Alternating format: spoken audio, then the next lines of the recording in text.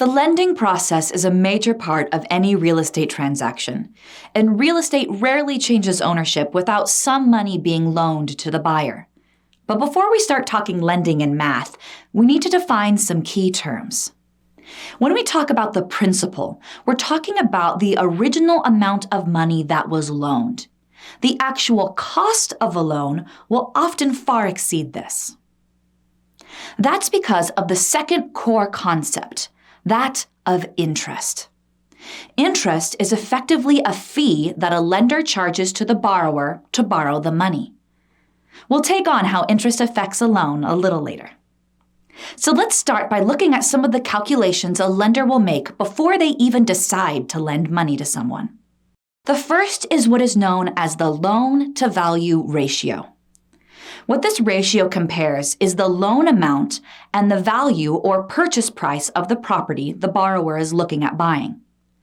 The formula for the loan-to-value ratio is loan amount divided by the value or purchase price equals the loan-to-value ratio. This ratio is used to determine how much of the purchase cost will be covered by the borrower and how much will be covered by loaned money. The lower the ratio, the more attractive the borrower will be to the lender. Buyer qualification ratios are a pair of ratios that evaluate a borrower based on their income and the debt they could end up taking on. The housing expense ratio compares the borrower's gross monthly income against housing expenses such as mortgage payments and homeowners insurance premiums. That formula is monthly housing expenses divided by gross monthly income and then multiplied by 100. This equals the housing expense ratio. The debt-to-income ratio compares gross monthly income against all the monthly debts owed by a borrower. This is found by taking the total monthly debts and dividing them by the gross monthly income and multiplying that by 100. This equals total debt-to-income ratio. Like with the loan-to-value ratio, a lender is looking for lower numbers when it comes to a buyer qualification ratios. This is because these ratios show how much the borrower's gross income is being eaten up by expenses and debt payments. Lenders are looking for borrowers who have more than enough income to handle mortgage payments. Related to this are the maximum housing expense and the maximum total debt. Most lenders will only approve a loan if the borrower's housing expenses take up less than 28% of their gross monthly income. So, the formula used to find a borrower's maximum housing expense limit is gross monthly income multiplied by 0.28 equals the maximum housing expense. At the same time, most lenders set the limit on total monthly debt at 36% of the borrower's gross monthly income. That maximum total debt threshold is determined this way. Gross monthly income multiplied by 0.36 equals maximum total debt. Another factor a lender may look at might be that of equity. Equity is the market value of a property after subtracting the remaining principal of any loan that uses the property as collateral. Equity is often used as a measure of a borrower's financial stability since it shows how much debt they are already shouldering. The equity in a property is found by taking the market value and subtracting the remaining value or loan amounts to give you the equity. With all that covered, let's return to the concept of interest. As I said earlier, this is a kind of fee charge to borrow money. When interest is applied, it's added to the total cost to repay the loan.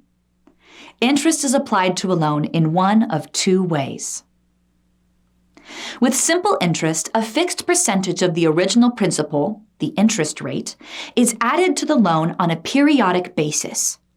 In other words, every month, for example, an amount equal to 15% of the principal would be added as interest to the cost of the loan.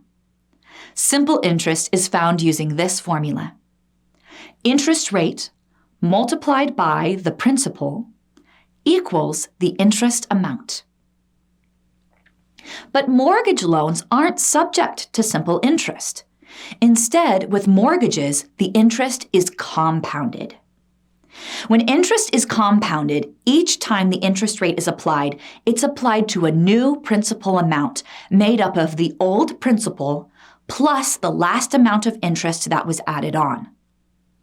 Let's say we have a $25,000 loan with a 5% compounded interest rate. 5% of $25,000 is $1,250. So, $1,250 in interest is added to the loan. The next time interest is applied, that 5% rate is applied to a principal of $26,250. This means that this time, $1,312.50 in interest is added to the principal. The formula for finding the future value of something subject to compound interest is future value equals the principal multiplied by 1 plus the interest rate to the power of the number of times compounded. So the mathematical shorthand version looks like this. Here, we'll break it down. FV is the future value. PR stands for the principal. I is the interest rate. And N is the number of times the principal has been compounded. Number of times compounded refers to the number of times compound interest has been applied in a period of time, usually a year. Now, don't be scared of that little n number hanging off the side of the 1 plus I. That's just an exponential. An exponential tells you that a value will be multiplied by itself a specific number of times. 5 to the 4th power is an easier way of writing 5 times 5 times 5 times 5. Now, back to what we were talking about. By adding an extra piece to the formula, we can find the amount of interest that will be added to our principal. Amount of interest equals future value minus the principal.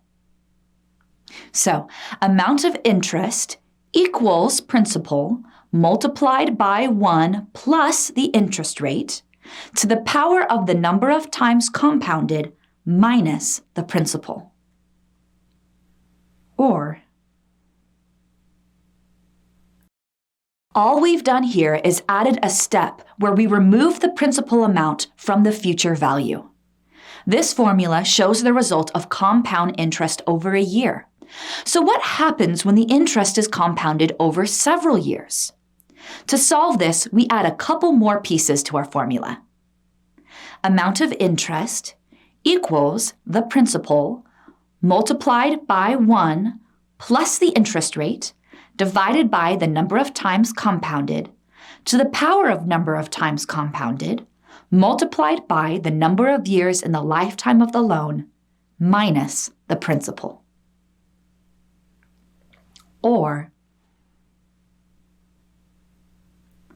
for this shorthand, A is the amount of interest, PR multiplied by 1 plus I divided by N to the power of N multiplied by T is the future value.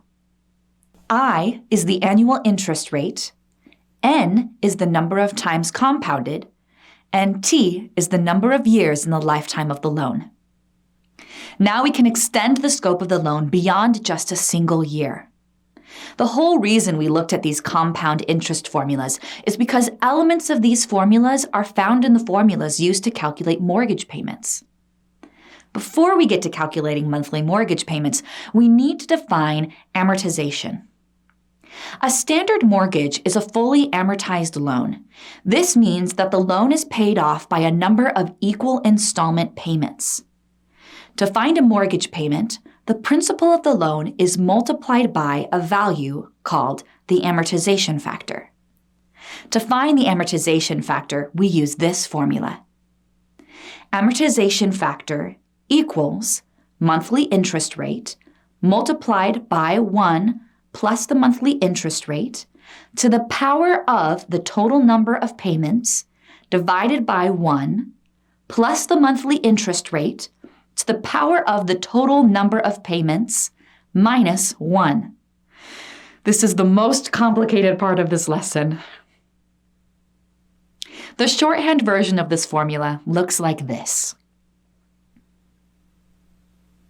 AF is the amortization factor, I is the monthly interest, N is the number of monthly payments made over the life of the mortgage.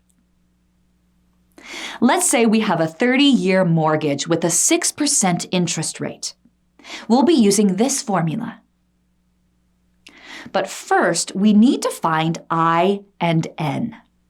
The 6% rate is an annual rate, not a monthly rate. So we divide the interest rate by 12, the number of months in a year. 0.06 divided by 12 equals the monthly interest rate, or I. So 0.005 is the monthly interest rate. We can assume that the interest is applied every month. For this reason, we'll multiply the term of the loan, 30 years, by the number of months in a year, 12, which will give us N. 30 years times 12 equals the number of monthly payments. Now let's return to that formula. With the numbers, it looks like this. We should start with both parentheses and add 1 to the monthly interest amount. Now we apply that exponential to the results. In effect, we're multiplying 1.005 by itself 360 times. The result is going to have a lot of decimals, so let's round off to 4 places, or 6.0226. Now we should get... Next, we'll focus on the left side of the division sign.